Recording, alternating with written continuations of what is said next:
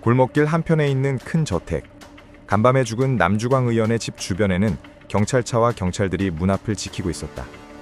아침부터 소란스럽게 들리던 기자들의 움직임과 카메라 소리는 언제 그랬냐는 듯이 사라져버렸고 집 주변은 조용했다.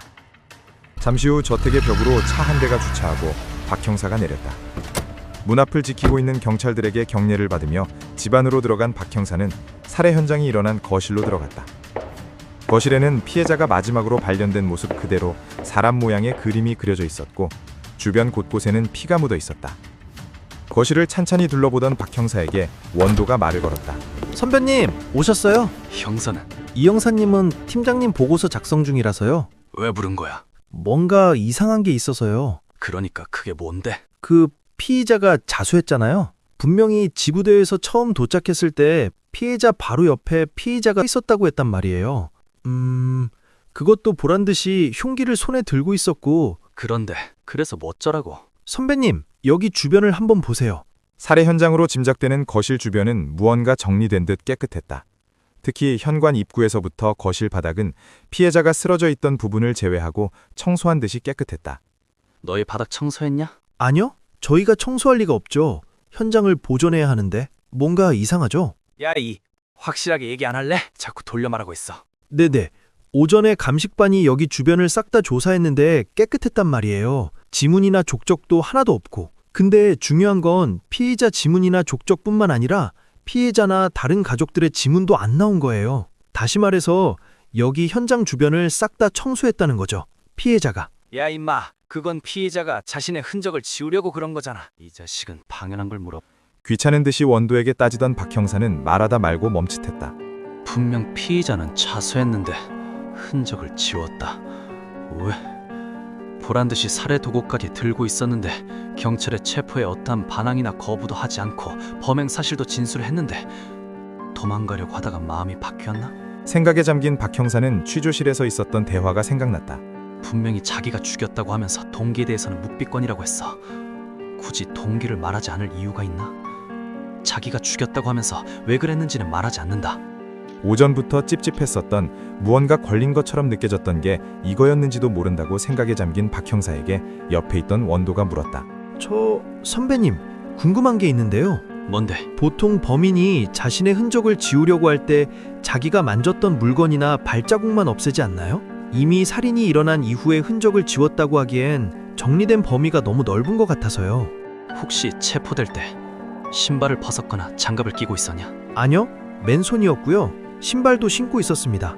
그렇다면 계획적인 살인은 아니었다.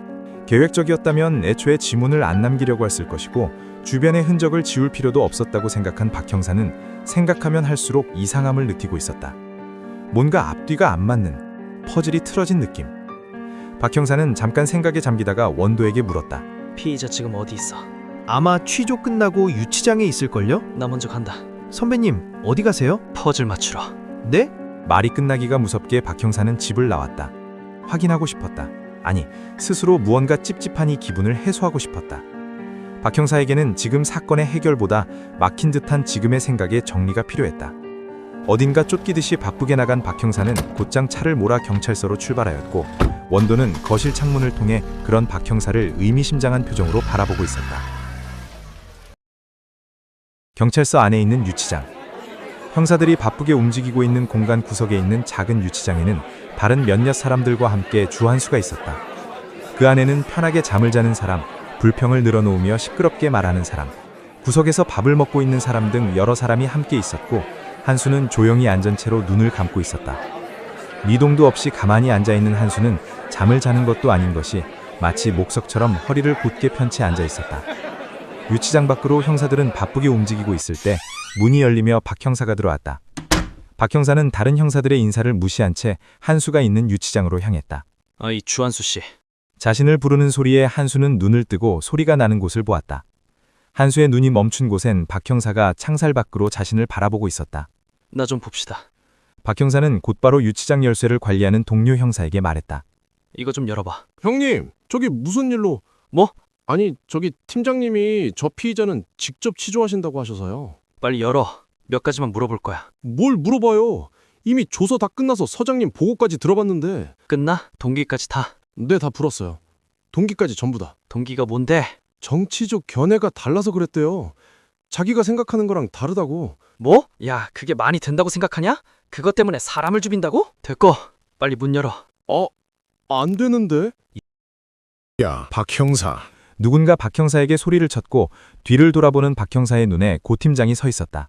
너 지금 뭐 하는 거야? 형님, 아니, 팀장님. 저놈 저거 진짜 정치적으로 달라서 죽였대요? 떨어와. 고 팀장이 회의실로 움직이고 박 형사가 뒤따라 들어갔다. 고 팀장은 들고 있던 서류를 테이블에 내리치며 말했다. 너 아침에 이 형사 통해서 주부 도박단 사건 맡으라고 못 들었어? 형님, 저놈 저거 뭔가 이상해요. 아니, 자수한 놈이 주변에 자기 흔적 지우려고 한 것도 그렇고 흔적 지우는 방법도. 야, 박진태. 너 지금 뭐 하는 거야? 그만두겠다고 사표 쓰고 나서 일에 신경도 안 쓰더니 갑자기 네 담당도 아닌데 왜 이렇게 설치고 다녀? 그리고 이미 확인이 다 끝난 현장은 뭐 하러 간 거야? 달랑 너 혼자 가서 뭐 하려고? 왜? 너 말고 다른 직원들은 못 믿겠다 이거냐? 수사 개떡같이 할 것 같아서. 너 혼자 형사고 나나 나머지는 아무것도 아니지. 형님, 그게 아니라. 시끄러워. 못난 자식. 지금 이 사건 언론도 그렇고 위에서 얼마나 신경 쓰고 있는지 알아? 이미 총장님까지 보고 끝났어. 조금 있다가 서장님이 직접 기자회견할 거야. 휴. 진태야, 이거 진짜 심각한 거 너 알지? 나란 일 하는 사람이 살인을 당한 거야. 그것도 국민이 뽑은 국회의원이. 더군다나 남 의원이 어떤 사람이냐? 20년 동안 정치하면서 비리나 구설수가 단 한 번도 없는 사람이야. 소유 재산 하나도 없는 대한민국 역사상 가장 청렴한 국회의원이라고. 국민한테 인정받은 사람이라고. 그런 사람이 살해당했어. 우리 이거 까딱 잘못하면 줄초상 난다. 괜히 자본 만들지 말고 가만히 있어. 우리가 언제 거짓말로 억울한 사람을 감옥에 집넣은 적 있어? 그건 아닌데요. 아무리 정치적 생각이 다르다고 해도 그게 사람을 죽일 만한 일은 아니잖아요. 그리고 현장도 뭔가 이상하다고요. 그걸 왜 네가 판단해? 요즘에 사건들이 어디 상식적으로 일어나는 사건이냐? 쳐다본다고 사람 패고 차로 끼어들게 한다고 뒤에서 박아버리는 일이 부지기수인데. 그리고 국가수 감정 끝났어. 흉기에서 피해자 혈흔과 피의자 지문까지 다 나왔다고. 제발 좀 감정적으로 하지 말고 팩트를 봐라, 팩트를. 네, 알겠습니다. 머리가 복잡한 것 같은데 좀 쉬고 모레부터 주부 도박단 사건 맡아. 지역 탐문부터 하고 내가 이 형사한테 얘기해 놓을 테니까 인수인계 받아. 알겠어? 네. 가봐. 박 형사는 조용히 뒤를 돌아 회의실을 나가려고 움직이다가 멈칫했다. 형님, 근데 피의자의 동기가 정치적으로 달라서 죽인 게 맞나요? 정말 그렇게 자백한 거예요? 뭐라는 거야? 그러면 우리가 있지도 않은 일을 지어서 했다는 거야? 아닙니다. 들어갈게요. 박 형사는 고 팀장에게 다시 인사를 하고 돌아섰다. 회의실을 나가는 박 형사를 바라보며 고 팀장은 한숨을 쉬었다.